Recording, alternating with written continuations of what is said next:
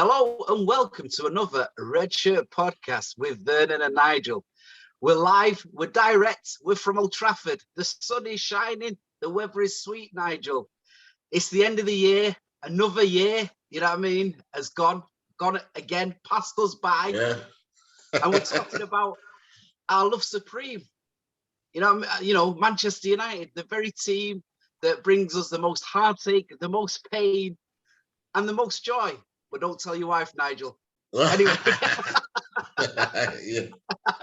How are you, my friend? Mate, I'm good, man. I totally agree. It's a surprising sunny day. It's been gloomy for ages. But We've had the rain. Yeah, we've had rain, we've had clouds. Actually, the temperature's quite warm, surprisingly, a bit odd. So, but nothing is normal, as we well know. And I tell you what is very interesting was the fact that I got a text from a certain Vernon yesterday saying he was appearing on 5 Live Radio. Yeah, it was How on did that 5 go? Live, you know, live and direct, obviously representing the Red Shirt podcast. Come on. To, you know, talking about our, you know, King Ralph and how we thought his reign is. And, well, you know, Nigel, we're going to go into it now, aren't we? We're going to discuss how we think he's doing. Do you know what I mean? Because, you know, King Ralph has come, his reign has started, and you know, let's be honest, it's kind of a mixed bag, isn't it, Nige? If we're going to be honest, it is a mixed bag. So we'll start with the Burnley game last night. I mean, it was a 3-1 win. We had Scott McTominay, an own goal by Ben Mee, and obviously Cristiano Ronaldo rounded it off with Aaron Lennon replying one back. So for them, so all the goals were in the first half. So what did you think, Nige? So you're right. It's a strange old game. I mean, in terms of he's got 10 points from 12, which is normally great by any start. But I think, like we both said, these are very winnable games, all of them. And obviously he's not really had the opportunity to really work with his players sort of week in, week out. There's been, you know, the players about to isolate because of COVID. There's been, you know, other teams are about to stop. So it's been very stop-start. So it's probably quite frustrating. And that maybe comes across in the football because we just don't see the fact that he's had that time with them. In fact, to be honest, the last couple of games we look very much like an Ollie team, which has been quite worrying for me. I mean, of course, yesterday was better than the I mean, may come on to the Newcastle game, but it was better than the Newcastle game. But I still thought that it's like we've forgotten the basics. It really has, and I can understand what Ralph was doing because he wanted a physical team. So I can understand my friend was dropped because Burnley are a big physical team, and he wanted a team to be able to combat that. So it made sense when you saw Matic get the start. You need height, don't you? You need height, don't you? Because you got McTominay. You need the strength. Matic. Exactly. So you saw what he's trying to do, and I guess it worked. When it did work, you know, we've got the 3 points. So, you know, kudos to him for, you know, playing the team rather than just say, well, we're United, we won't play anybody. So I'm impressed with him for that front. But obviously, what we saw, the execution of the plan was terrible. I mean, it's funny, isn't it? Because, like, I mean, obviously, it was a strange game because Burnley could have been 2-0 up. You know, I mean, okay, the second chance they had was would have been ruled out for offside because it was given as offside. But there was a header from Chris Woods on the, you know, the far post that, you know, if it had gone in, it could have made the game a lot more difficult. I think the thing that worries me a little bit, you know, because I can see that these, you know, we're obviously winning the ball, we're winning it higher up the pitch, you know, we're passing it a lot more. But for me, there's still a lot of work to be done with the defense. You know, you can see the mindset, can't you? I mean, Harry Maguire. I mean, literally, at one point, I thought it's Phil Jones on the bench because anybody could do better than that. Crying out a lamppost to do better than him. He's awful. Well, from a point of view of being a Manchester United captain, I think it is very difficult because you have to, 1, lead by example, and 2, your performances have got to be stellar. And for me, he's not cutting out the mistakes. you know, there still seems to be a bit of dawdling on the ball. You know, he's not the fastest, but he seems to get himself into trouble at times, you know, like turning into trouble or just dawdling on the ball. Last night, obviously, there was that, you know, there was a long ball and he committed you know, the ultimate crime by letting it bounce, and he got us into trouble. And I'm thinking, just meet the ball, Harry. If it goes out, you've done your job. You know what I mean? If it goes back to them, you've done your job. But at a time where you need to sort of like just go back to basics, you know, just clear the ball. It doesn't matter. Just do that. Take the pressure off yourself. Because the problem is, I mean, Barley went off injured. You've got Lindelof, who's suffering with COVID. You got Varane, who's just come back. So unfortunately, it's a case that we need him. You know what? I know there's a lot. It's funny to say that, isn't it? Because I actually thought if all the players were fit, would he have dropped Harry as well? Because he certainly, it looks like he's a tough character in Ragnick, because he dropped that whole back line. Or maybe it's the congestion of the fixtures. Well, we won't know yet, but it looked like maybe he just swapped out that back line because they didn't do what he said. And maybe because, like you said, we're suffering with injuries at the moment, that he had to still play Harry. Well, the games are coming thick and fast. I mean, it's just the way now. I know Klopp and a few of the managers have come out recently, and you know, but at the end of the day, it's the English Premier League. It's been like this since, you know, before it was even the English Premier League, you know, the first division. We don't have a winter's break. Obviously, they've brought in a winter's break, you know, but the thing is it comes down to broadcasting and the broadcasting money, doesn't it, Nigel? And I know, you know, these players, you know, the manager's saying, oh, you know, the players need rest. But at the end of the day, they've got huge squads, haven't they? Well, this is it. I mean, this is where we're supposed to shine as a team, you know, because we have got supposedly got the strength and depth, you know, to cope with it. And in any case, I think it's what makes the Premier League special, in that you do have these clusters of games where you've really got to use your squad. So it's not about your first 11. It's really about a squad, you know, winning that. You know, so if you win at the end of the year, you've definitely won it. There's no flukes going on in our game. So, but just back to Harry, I just thought every time he got the ball, I was nervous. The crowd was nervous. Everybody was nervous. I'm thinking, he now needs to be taken out of this situation.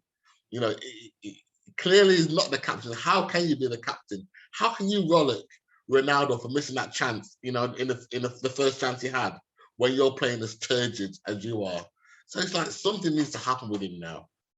I mean, it's an interesting fact, because, I mean, I'm going to go back to the Newcastle game, and there was a lot of sort of like criticism of Ronaldo and Fernandes for a lot of like hand waving and whinging. Now, it's strange, isn't it? Because at a time where people are saying, "Oh, it's not good for the young players," I'm reminded of like the guys like Roy Keane that would just lambast people, you know, absolutely lambast people and expect nothing more but their best from them.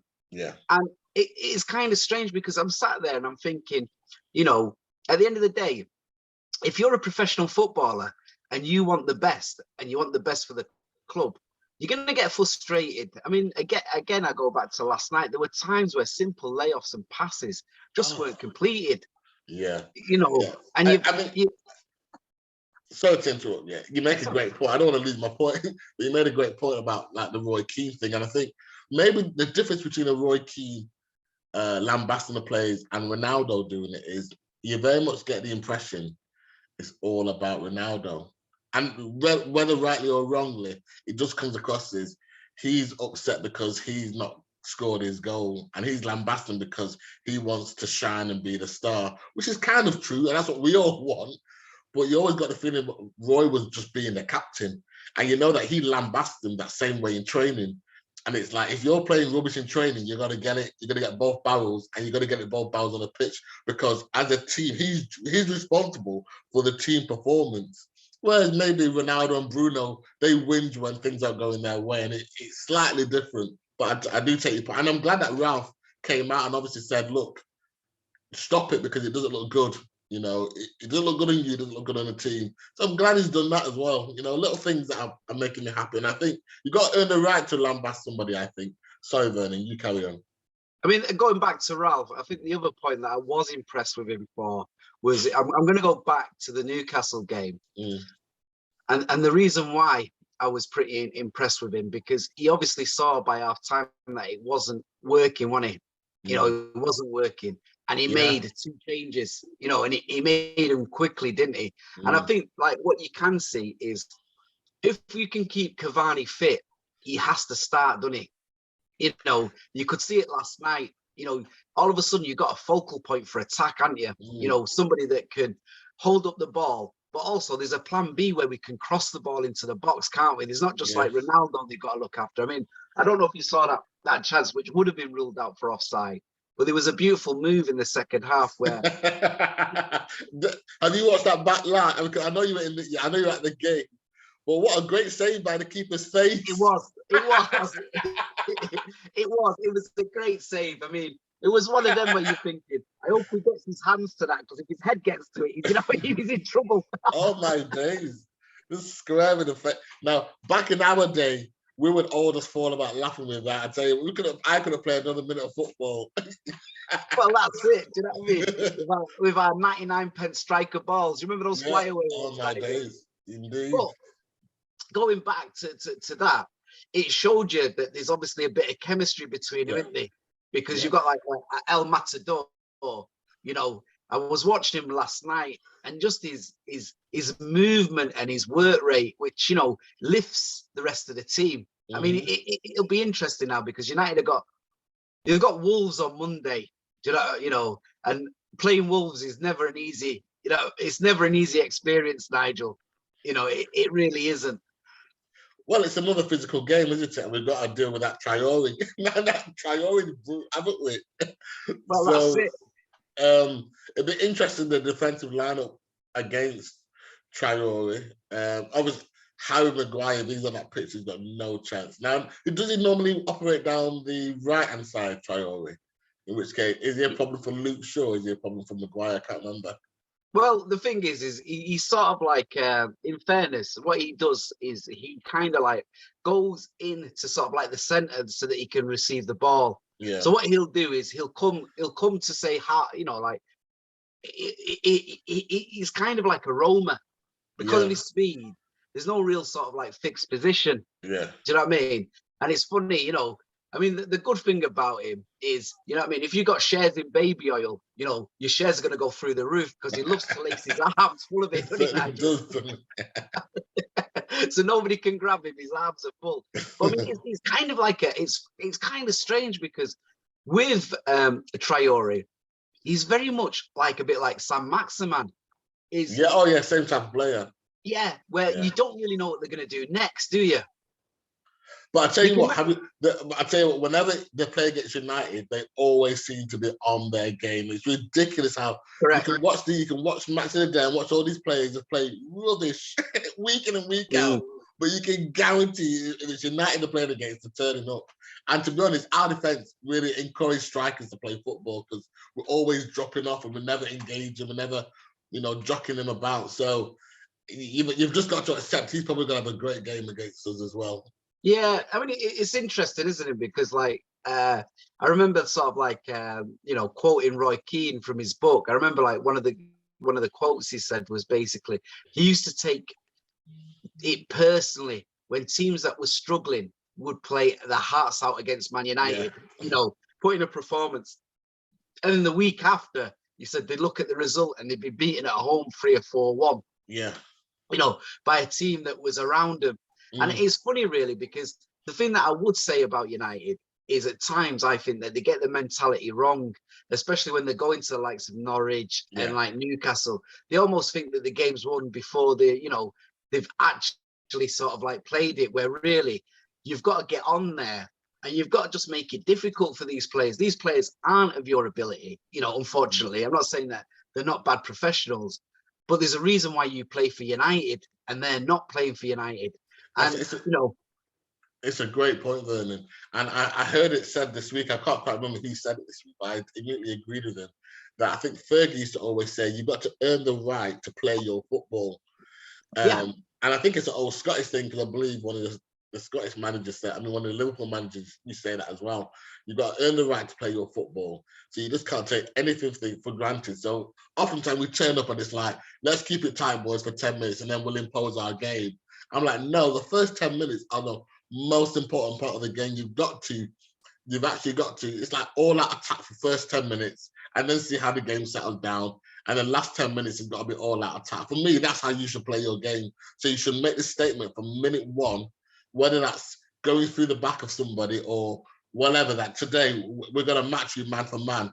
And then immediately these teams, the reason why, like you said, the reason why they're in relegation position, and there's a reason why we're United and players play for United. So just impose your game in the first 10 minutes, earn the right to play your football. And in football game, it's like, this is what City do, and it's what Liverpool do, it's what Chelsea does. So why don't we do it? it's an interesting fact, especially about like Chelsea, because I mean they dropped points again against Brighton. Yeah. I mean, Danny Welbeck. You know what I mean? Nigel? 3-1 for it, I know. Oh, Danny boy. You know, long sight's finest. Do you know what I mean? He scored like, you know, in the last couple of minutes. And it's funny because I think for third and fourth, there's a real fight on there with Tottenham, United, Chelsea and Arsenal, because Chelsea really are dropping points. And I mean, obviously Lukaku's come out, hasn't he? I know this interview was done about 3 weeks ago, but he's talking about how he's unhappy there. And, you know, it'll be interesting. Oh, really? Yeah. He has. He said he's and again, Chelsea play Liverpool on Sunday. Arsenal play City on Saturday. Yeah. So it's going to be an interesting. You know, it's interesting because United have got a couple of games on hand on these teams. And I mean, Conte's come in and he seemed to have changed, you know, the landscape a little bit. You know, at Tottenham. Yeah. So, I mean, I think, and I was thinking to myself the other day, you know, we can get this run together. We can creep in maybe to third or fourth. It's achievable. Of course, absolutely.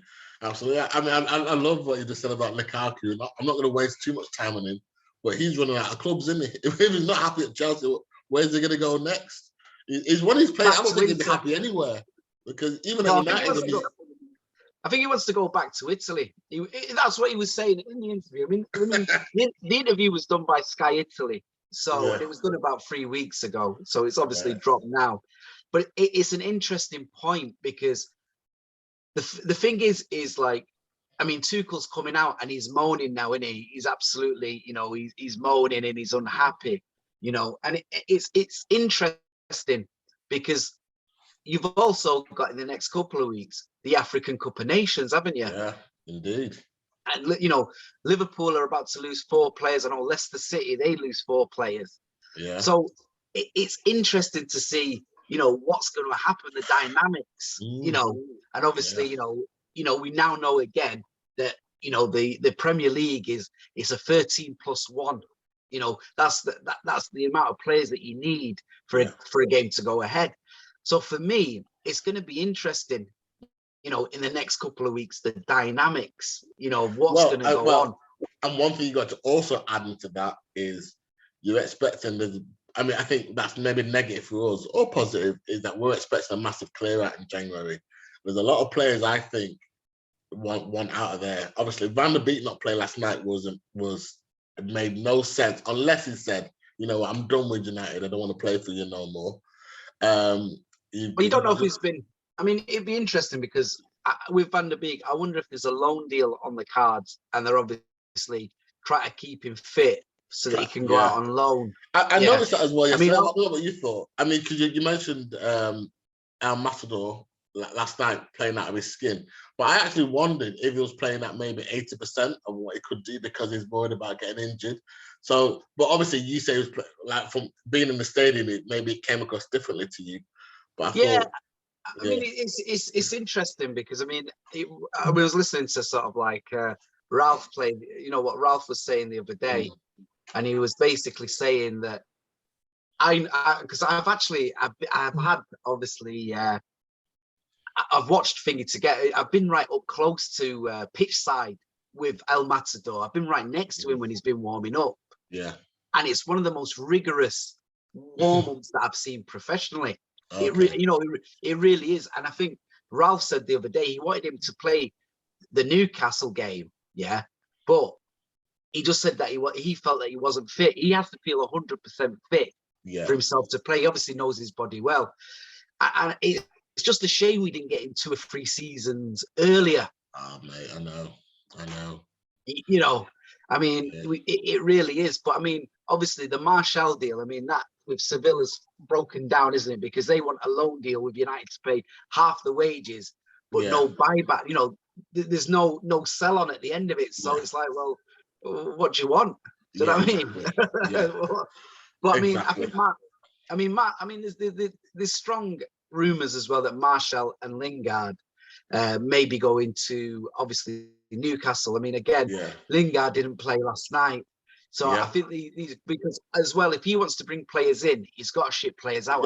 Exactly. So there's a lot of dynamics at play all at the same time, like you said. So interesting time. I mean, I think the scenario you paint is definitely doable. You know, with all the top 6 playing with each other, having to drop points, with the fixture pile up, with the players going to Africa, you know, to play in the African Cup of Nations. It's just so many variables at play now that could work well for us if we take our opportunities. So yeah, let's wait and see. I think you're right.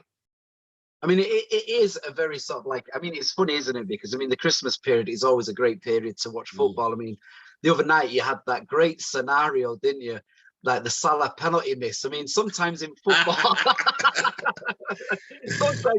you get these period of play where you think to yourself, "How has that not got in?" but I don't know if you're aware, but he apparently was seen with, was it wearing Christmas clothes or something, or being out celebrating Christmas with his team. Of course, as you know, he's a Muslim, so. Apart, there was actually a bit of a big backlash against him playing, you know, about him wearing the Christmas outfits and doing the whole Christmas thing. And so they call it haram, where something negative is going to happen as a result. Yeah. So when he took the penalty and missed it, and then the ball comes through and drops in his head and he hits head against the crossbar. Honestly, they were going mad saying, "Look, that's it. That's haram because you were out celebrating Christmas." So I mean, it was very strange. It was hilarious, though, wasn't it? I mean, that is going to be on one of the what happened next. You know, absolutely. Like on Question of Sport. What happened next? And it was one of them. It was funny because I was working, so I was listening to it on the radio. Yeah. So obviously they're describing, you can hear all this excitement and everything. And then when you see it, you think, that's priceless. And it's just the very fact that it feels good that Liverpool lose and we win, don't it? Like, you know, you still get that great satisfaction, don't you? You know, and remember, all you Liverpool fans that are giving it large, and you are giving it large, yeah? It's one title in 31 years, lads. Correct. Just the one. It's just the one. The way you hear these scousers talk, it's like they've won the last 30 in the last 31 years. It's ridiculous. You won one. And in between that time, you hadn't won anything for 12 years. So enjoy it. Yeah. Enjoy it. You know, it's a cycle. You ain't winning one now. Exactly. But no, it was funny because I always thought that bubble had burst, and then they played so brilliantly the first half of the season. I'm like, oh no. But then slowly but surely, I'm thinking, yeah, I'm sure that bubble's burst, and they're flattering to deceive at the moment. It's just the nature of football. It's 3 or 4 years, isn't it? And then you've got to change things up. It just can't continue. I mean, of course, unless you're Pep, and he's just different gravy, isn't he? I mean, let's just be, you know, it's a pleasure to see that guy. He's a great. He is a very good coach, but Nigel, when you've got a petrol oil state behind you, it does change the dynamics a little bit. You know, I mean, you look at PSG. Yeah, you know, PSG all of a sudden they become an oil state funded team, and the dynamics just they slightly change a little bit, don't they, Nigel? They're too slightly. Just a little bit. You know, but I mean, it'd be interesting. So, Nigel, you know, we play. We're gonna sort of like, how do you think Ralph's doing? I mean, from your point of view, I mean, Yeah, I still like what I hear. I like what I hear when he's in his interviews, and I think he just needs a bit more. I think he needs to be given that time where he can embed a philosophy. I'd like to see a signing or two, see what he does. I like him. 10 out of 12 is not a bad return. It's a great return actually if you think about it. He's not lost yet as in the league, so that can well, only if you think about it, Nigel, yeah, the form that we were in when Ollie was there, and you look at, like, say, exactly. we were in terrible form. Yeah, we got beaten by Watford. Haven't won a game since. Yeah. We haven't won a game since. Liverpool and City. Okay, we got beat by them, but I think it was the nature of getting beat by Leicester and Watford, and especially the Watford game. So, I mean, I was looking and I was thinking, going back to Monday night, if Ollie was still in charge, we would have been beaten in that game because it wouldn't have been changes. It just would have been, interesting to see what's happened. So, I mean, I'm liking what I'm seeing. I think the team's, there's a lot more. I mean, what do you think? What do you think about all these rumors around the players being upset and there being divisions within the camp and little cliques are forming and all that kind of thing? I think two things. Manchester United, a story is a story, isn't it? Yeah. Also, a new manager comes in, and you got to remember when Alex Ferguson, the great Sir Alex Ferguson, came in. The first thing he did was, you know what I mean? He just basically looked at where the problems were, and he had to solve them. Yeah. And that meant great players like Norman Whiteside and Paul McGrath leaving the club, because you have to think about the club, And let's be honest, some of these players have had it far too easy for far too long. Exactly. And they're not fit. Now, if he wants to do double sessions, I mean, I don't know about you, Nigel, but you're a professional footballer. Yeah. That is your profession. If you have to train twice a day to get fit, you have to train twice a day to get fit. That is your contract. Yeah. I mean, usually what happens when a manager comes in is, well, he's banned us from eating ketchup now. That's usually the story, isn't it? Yeah. Ketchup's been banned. No, hard work. Yeah. Work on your shape. Yeah. When you haven't got the ball. That's what he's been brought to do. That's what he's been brought in to do. He's been brought in so you're not conceding 5 goals when you're playing Liverpool at home, or losing 2-0 at City, and City take the foot off the gas. Or as Pep says, they put the ball in the fridge in the second half. Yeah. Do you know what I mean? That's what he's there to do. He's there to ruffle feathers. If you're not performing, and let's be honest, Nigel, it's no surprise that certain players that we've wanted to shift out of are all of a sudden the exit doors there. Yeah. I'm so glad you said it, because my worry was, is he going to be the manager that because it's United, and United does strange things to the best of us, because it's United, is he now going to be a bit of a rabbit caught in headlights? So he can be the big I am when you're playing for Leipzig or somebody else. Well, this is United, where everything is scrutinized, where you're not allowed to lose a game because it's like a crisis. So, well, it is, isn't it? But so how would he respond to this? And it looks like he's responding. I like his interviews. I like the fact that he's dropped Rashford. Yeah, I like the fact that if the players don't do what they're told, he, like you said, made quick changes against Newcastle. Said, right, you're off, Fred. Get all the players in. So if you're not doing what he says, you're off. And I'm interested to know if Bruno wasn't suspended, would Bruno being dropped anyway? All these little things come into play. I'm liking what I see. Well, the thing is, Nigel, is let's not make any bones about it. This is audition time for him. If this goes right, he can say to the board, "Why do you need to bring in another guy?" Correct. Yeah. Well, why? Give me 2 years with this team. If it's working, why? If it's not broke, why fix it? Yeah. Do you know what I mean? And at the end of the day, this would appeal to his ego, wouldn't it? I'm Manchester United's manager. You Yeah. know, let's be honest. And the thing is, what a lot of people are not, forgetting, not remembering, is it's the amount of managers that are approaching Manchester United. Yeah. They want this gig. Of course, man. This is the know, gig, my friend. This is the one. It is. I mean, if you're the manager that turns it around, yeah. if you're the guy. Yeah. Sorry, go on, Nigel. Yeah, sorry, Vern. And I hear what you're saying. Absolutely. I'm a little bit nervous about a couple of things. I don't like the fact that Dan Fletcher is still there. He's sat around there like he's supposed to be technical director. So why is he there as assistant manager now? And I just, for me, I don't like it. And the second thing that I heard that I didn't like is when he's now started calling the players like Rashi. I heard him say Rashi the other day. And another player, he came up with like, like we're mates. I'm like, no.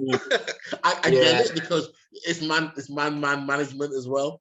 But I was like, oh, the last thing I want is you like being with these players because they've already demonstrated they will chuck you under a bus when they need to. Well, they will chuck you under a bus. I mean, it is quite funny. I think with Darren Fletcher, I think if you always notice, if a new manager comes in, he needs familiarity with the players. So he'll always keep somebody from the old backroom staff on, just that it's some, we criticised David Moyes, especially, didn't we, for basically getting rid of the whole backroom staff. He didn't keep anybody. What's the point of feeling? Well, I think as well, I